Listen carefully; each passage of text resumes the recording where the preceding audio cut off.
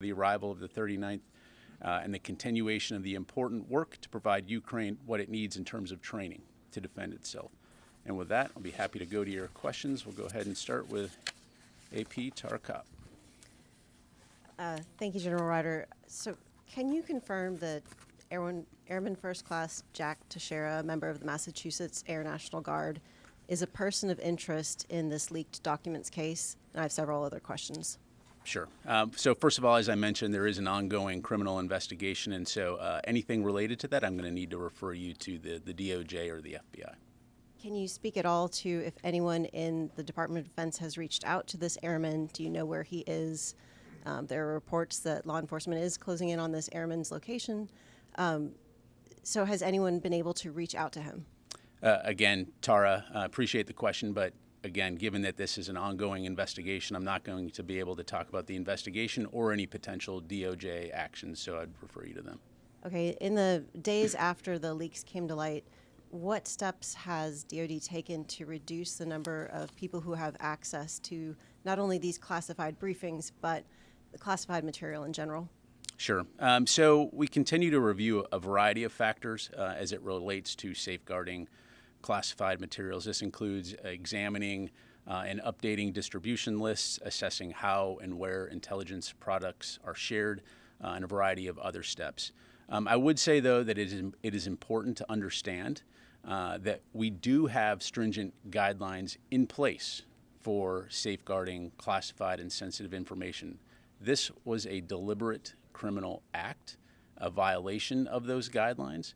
And so, again, I think that's important to understand. Now, we will continue to do everything we can to ensure that people who have a need to know when it comes to this kind of information have access to that. We're always going to learn from every situation. But again, this is something that we'll continue to look at. But you are taking steps to tighten that, I guess, population who might have access to this level of information. That's accurate. Again, we continue to review those distribution lists, update them, make sure there's a need to know. But again, let me just emphasize my point that this was we have rules in place. Each of us signs a non-disclosure agreement. Anybody that has a security clearance, and so all indications are, again, this is a criminal act, a willful violation of those, and again, another reason why we're continuing to investigate and support DOJ's investigation. And just last question, do you have a sense that this is just the act of one individual? And even if so, wouldn't members of his chain of command also be held accountable for this lost information? Again, I don't want to speculate or get ahead of the DOJ's investigation. We need to allow that to run its course, and so I'd refer you to them. Let me go ahead and go to Gordon, and then I'll come back to Jen. Yeah, Pat, there's two questions. One, just to clarify, in DOD's efforts to change the way you do business in terms of protecting classified information, apart from the stuff that you do already, is that DOD-led or is that joint staff-led? Who's kind of directing what on that? And the second question is just hypothetically, I know you like hypotheticals, if somebody was to be charged, what would determine whether the military would charge and indict and carry out the legal process against that person or people or DOJ? Yeah. So on your latter question, you're right. I don't want to get into hypotheticals. I will say that as always, every case is judged on its own merits, and we need to allow this investigation to run its course. And then, of course, there'll be more to say on that. On your first question, again, it's important to understand that this is not just about DOD. This is about the U.S. government. This is about how we protect and safeguard classified information. And as I highlighted, we do have strict protocols in place. So anytime there is an incident, anytime there's an opportunity to review that and refine it, we're, of course, going to take advantage of that. Within the Department of Defense, as you've heard us say, Secretary Austin has been convening daily meetings with his senior leaders, to include the chairman, to talk about reviewing the scope and the impact of this, and also to look at mitigation measures and what we need to do across the Department of Defense to ensure that we're doing our utmost to reinforce existing policies, procedures, and rules. And if there are any areas where we need to tighten things up, we certainly will. But you've made some changes already. That's correct, as I mentioned to her. When I say DoD, I mean the Department of Defense, across the entire enterprise. Okay, Jen. General Ryder, you say that there are strict protocols in place, and yet a 21-year-old airman was able to access some of the nation's top secrets. How did this happen, and isn't this a massive security breach? Again, we need to allow the investigation to run its course. We'll, of course, know more when that is completed, so I'd refer you to DOJ on that. What is your message to anyone who might be thinking of leaking these kind of documents in the future? Look, again, we have procedures, we have protocols in place. We receive regular training on the proper handling of classified information. As I mentioned, we sign non-disclosure agreements. So those rules are very clear, and anyone who has a security clearance knows that. Anyone who violates those rules is doing so willfully. Can you put into context the damage that has been done by this leak? Again, right now, we're continuing to assess the scope and the impact, and so that's work that will be ongoing. Tony? How large was the distribution network for these documents, say, prior to last Thursday when the disclosures came out? Are we talking in thousands of people that had access inside the Pentagon and outside the Pentagon, to include Europe and bases around the United States? Yeah, Tony, so I don't have any numbers to provide you. As I'm sure you can appreciate, the Department of Defense and all of our components, it's a global enterprise doing work in all areas of the world. And so certainly we have people who have access to information that they need to do their jobs, but I don't have any numbers for you. Can you say it was widespread, though, versus, outside the Pentagon, though, and to other military installations? Well, again, the Department of Defense, we conduct global operations. So intelligence products, operational information products are shared with DoD leaders and personnel globally throughout the world, whether it's at a component command, whether it's in the services. But again, the important thing to understand about classified information, it's not just I want to have access to it because I have a clearance. It's all based on need to know. Do you have a need to know that information? And that typically will grant you access if you have the appropriate clearances. Thanks. Thank you. Travis? Thanks, Pat. I'm still confused on the access issue. You said that there were changes that were made, but you also said that you're reviewing things. Can you tell us, are there less people who have access to this type of information today than there were a week ago? So Travis, again, I'm not gonna get down to numbers.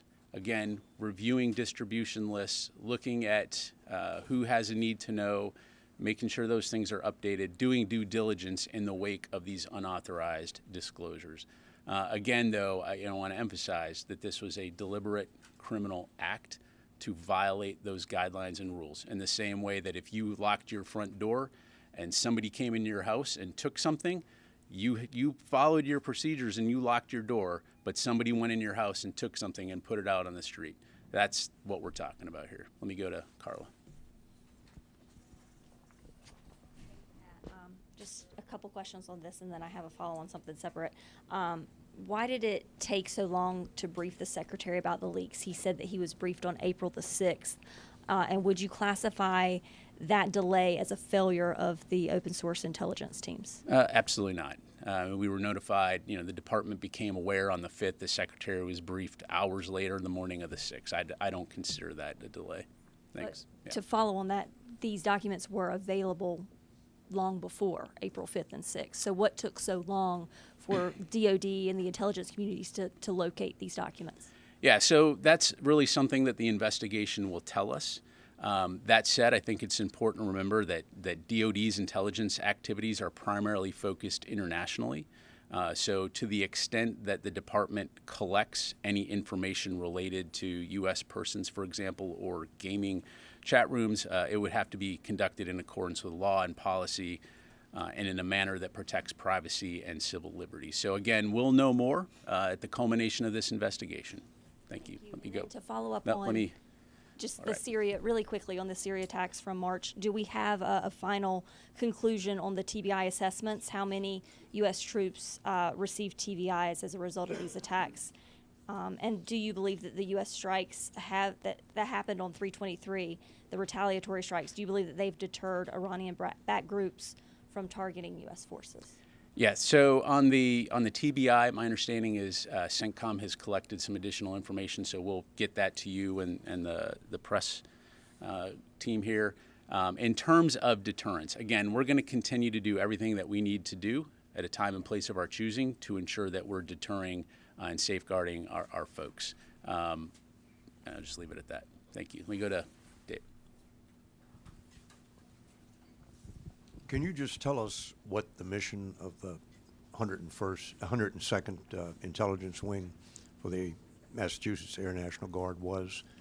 And are you going to release this airman's service record in response to, I'm sure, the thousands of requests you've already gotten? Yeah. So David, on the service record, again, we'll take that and we'll provide an update when we're able to.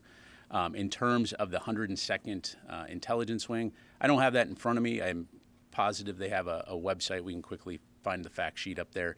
In general, intelligence wings throughout the Air Force support is what you might imagine, Air Force intelligence requirements worldwide to support a variety of types of intelligence missions and requirements. So, which include active guard and reserve components. So, we go to Brandy, and I'll come to Orrin. Thank you so much, General Ryder. What technologies is the Pentagon applying right now to both spot leaked documents online and track potential indicators of leaking type practices? Do you plan to be investing in more? Again, Brandy, so when it comes to this particular situation, we'll know more when the investigation is concluded.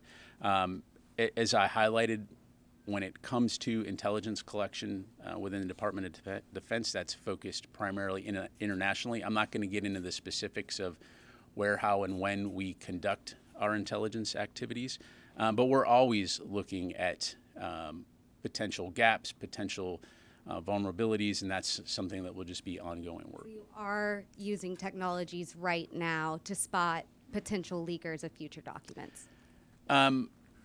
You're asking me a hypothetical, basically. Again, we're always going to be on the lookout. We're always going to be on the lookout for any potential insider threats. Again, we get training on how to spot insider threats. But again, as I mentioned to Travis, you've locked your door. You've lent some keys to your friends.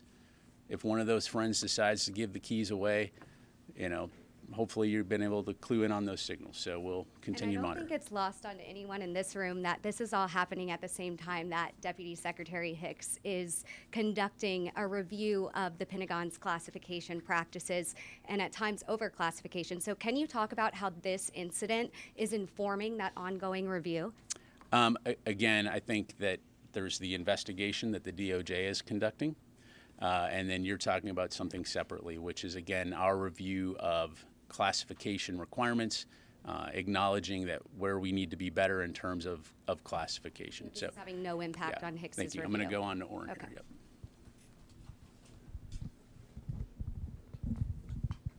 I want to come back to the question of distribution on two different questions. Given the gravity of the situation, are you actively paring down the distribution list now? Is this a process that's moving quickly?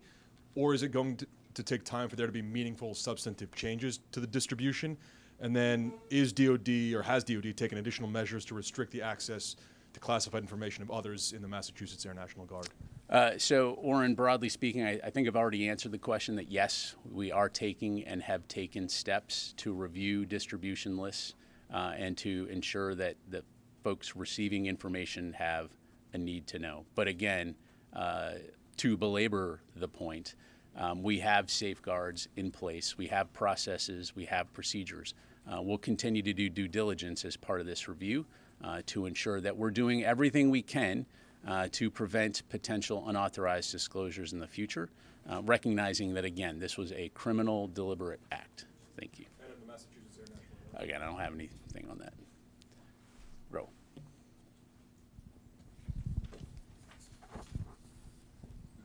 Thank you very much, General. So please let me ask you a question about China, two questions Wait, about what? China.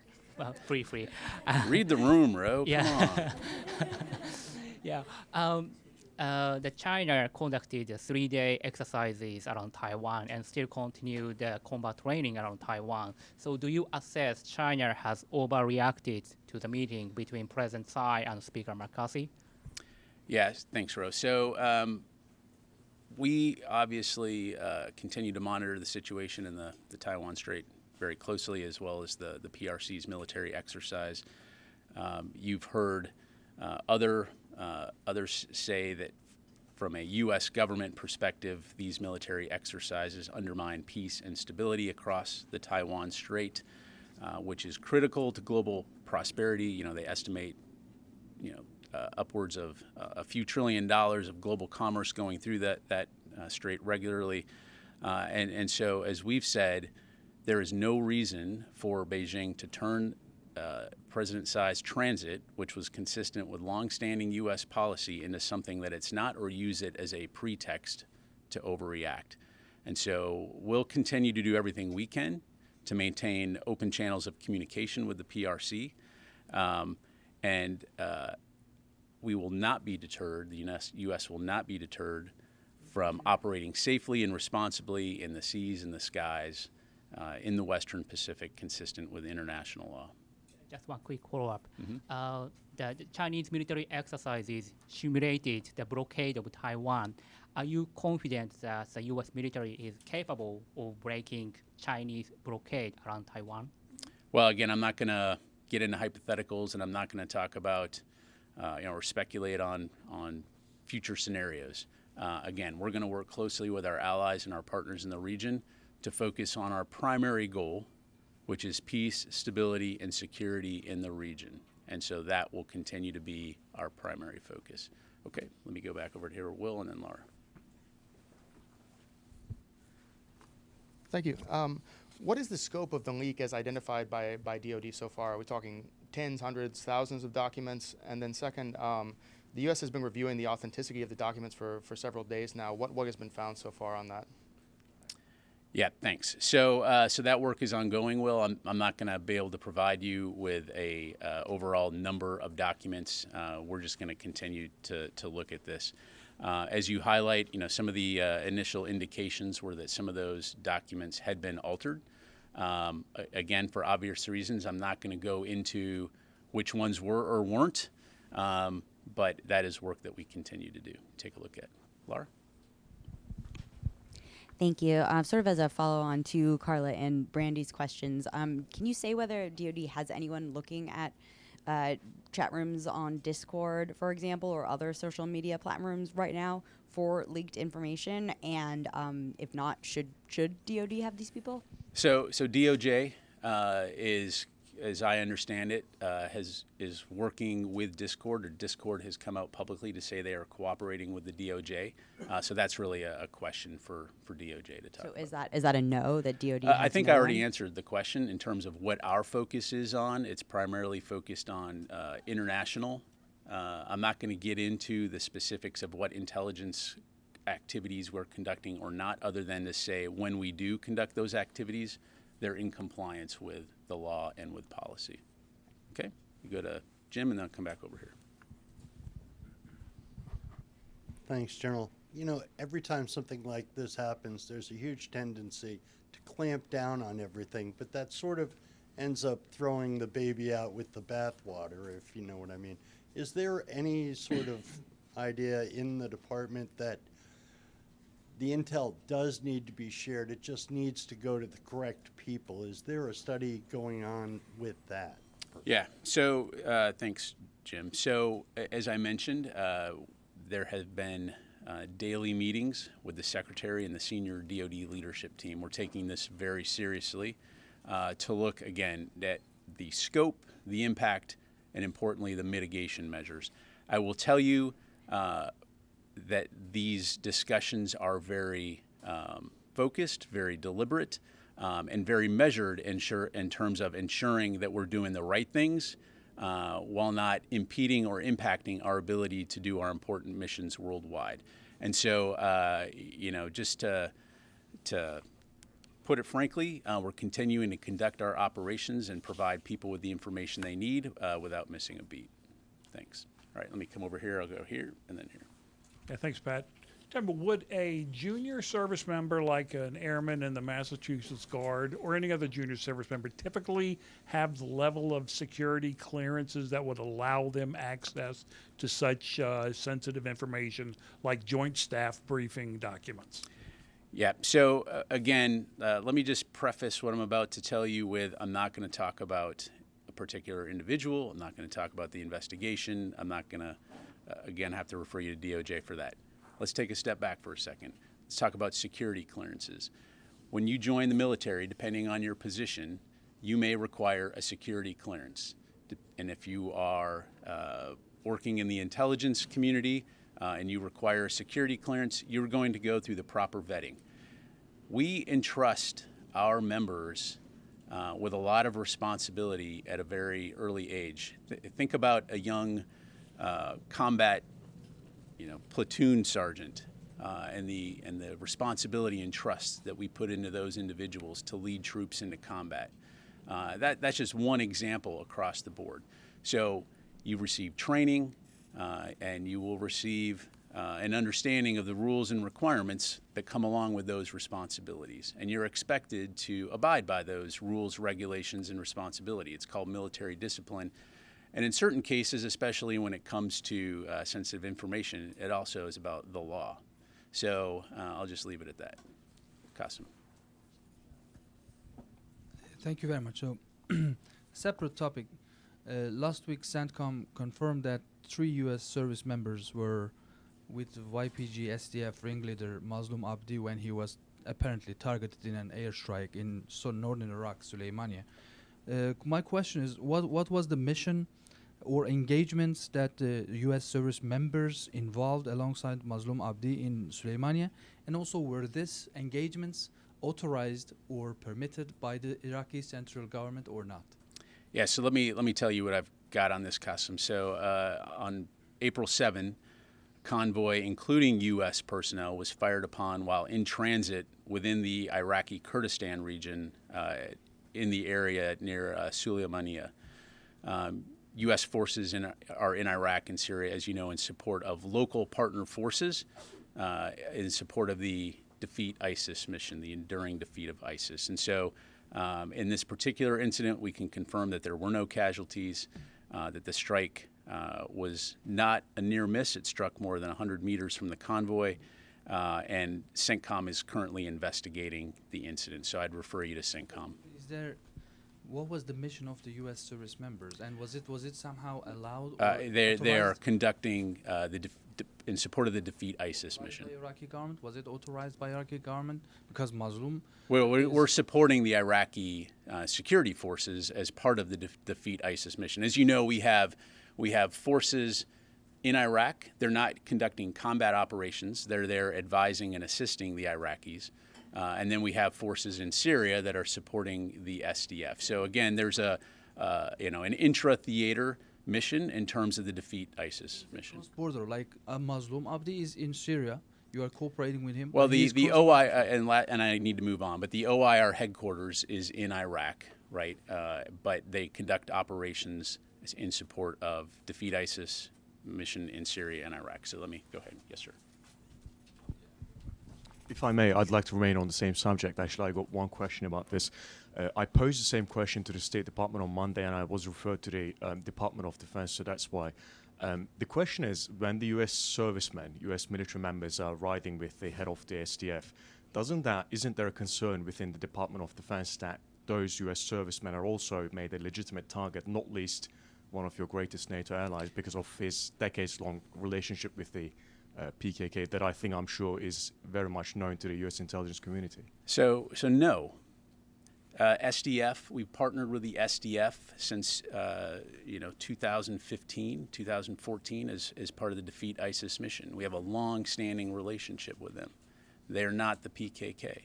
We are partnered with SDF to defeat ISIS. So no, we've been conducting partnered operations for a very long time. So let me go ahead and move on. Yep, sir. Yeah, we'll go to you and then to Megan. Thanks, Pat. Just two quick follow-ups to questions. One was from Ro in regards to the Chinese activities around Taiwan. before they did the military exercises, they were conducting an exercise to which the Pentagon described as, well, they were in international waters. It's simply what we do in international waters. At what point does it move from being in international waters to an overreaction? That's my first question, please. And my second one is regards to what you said earlier in this briefing, even though the investigation's going on and such, but you're confident that, but you said several times that this is a violation of the law, and we all sign non-disclosure agreements, not me, but we at the Pentagon. So you're confident that those two factors will remain when the investigation concludes? Thanks. Yeah, so on your latter questions, again, I'm not going to discuss the ongoing investigation. By virtue of the fact that photographed documents of sensitive information are posted by default is a violation of how to properly handle and safeguard sensitive information. So it is a criminal act. And then in terms of your first question, I would just have to take a little bit of an exception of conducting simulated strikes against Taiwan is not just that's not just operating peacefully in international waters. And so again, yes, we would call that an overreaction. Yep. Okay. Let me go back to. Let me get a few more here. Let me go back to Kelly and then over here to Joe. Thank you. You mentioned taking steps to review the distribution lists and ensure that folks receiving information have a need to know, but this isn't the first time you've had that kind of crackdown on this to limit who's on these distribution lists. So my question is, how did this happen? How wasn't this solved before, and how did potentially a 21-year-old have a need to know? Again, we need to allow the investigation time to run its course. And so, again, I'd defer you to the Department of Justice when it comes to suspects, on that. And again, look, this is something that will continue to be important work to ensure that there's an understanding of the rules and regulations. Again, we have strict safeguards in place, and people are expected to abide by those. I'll just leave it at that. You can go over here.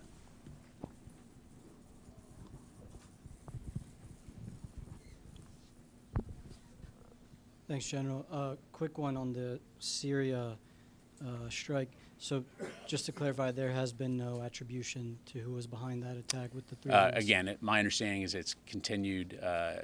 CENTCOM is investigating, so I'd refer you to them. And secondly, yesterday, Reuters cited several sources, including intel officials, as saying that they've seen Iranian weapons being moved into Syria following certain sanctions waivers, following the earthquake. Has DoD seen any increase or uptick in Iranian weapons heading for Syria? Yeah, thanks. I don't have anything to provide from here other than, again, we, as evidenced by the IRGC aligned groups in Syria, we know that Iran conducts malign activities within Syria. So I got time for two more. Megan, and then go to the back there. And then we'll end on Tara. Several media reports have said that the airman in question was working at Fort Bragg at the time that the documents were put online. Was he on Title X orders at the time, or has he been on Title X orders since? Yeah, thanks, Megan. Again, I don't have anything to provide on that front. I have to refer you to DOJ, and when we have more to provide, we certainly will. Follow up. Has the leak prompted any discussion at OSD about either tightening policies or bulking up training for OPSEC or social media? Again, our review is ongoing. I've mentioned some of the steps that we've taken, and we're going to do everything that we need to do due diligence to ensure that we are properly safeguarding classified information. Again, I can't emphasize enough that this is something that Secretary Austin and the entire department are taking very, very seriously. We understand the impact that an unauthorized disclosure like this can have on national security. And so, again, it's something that we'll continue to work very hard on. Thank you. We'll go here and then over to Tara.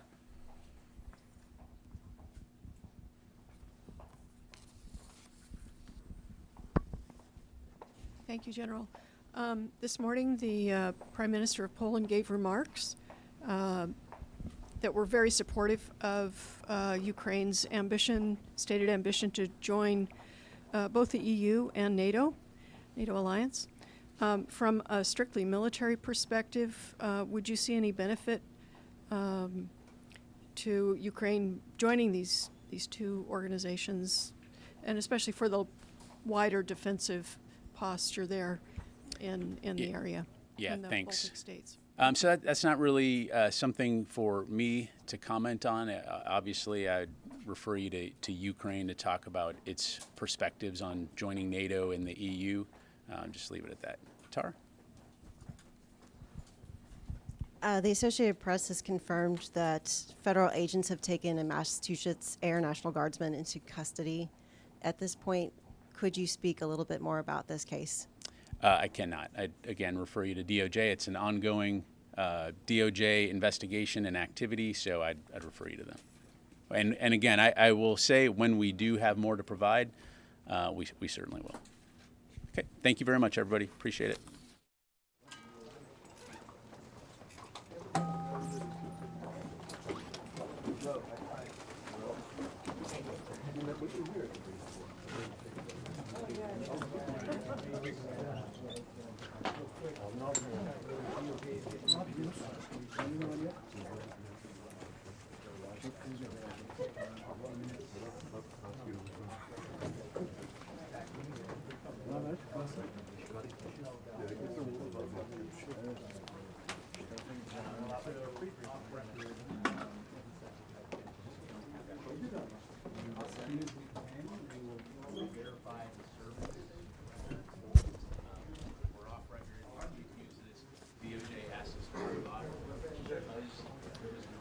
Just checking everybody's off.